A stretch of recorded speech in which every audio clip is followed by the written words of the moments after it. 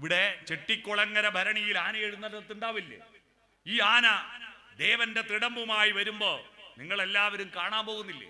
ലക്ഷക്കണക്കിന് ആള് വരുമ്പോ ഇതുവരെ ഒരാനക്ക് ഒരു ട്രൗസർ ഉടുക്കണമെന്ന് ചിന്തയുണ്ടായോ? ഇല്ല. അന്ന് എങ്ങനെയാ ജീവിച്ച് ഇപ്പോഴും അതുപോലെ ജീവിക്കുന്നു. പക്ഷി മൃഗാദികൾക്ക് ഒരു പ്ലസും ഇല്ല. എന്നാ മനുഷ്യൻ നമ്മുടെയൊക്കെ ബാല്യത്തിൽ ധരിച്ച വസ്ത്രമാണോ ഇപ്പോഴത്തത്? നമ്മുടെ പണ്ടത്തെ വീടാണോ ഇപ്പോഴത്തത്? പണ്ടത്തെ ഭക്ഷണമാണ് ഇപ്പോഴത്തത്? നമ്മൾ പ്ലസ് ചെയ്യുന്നു.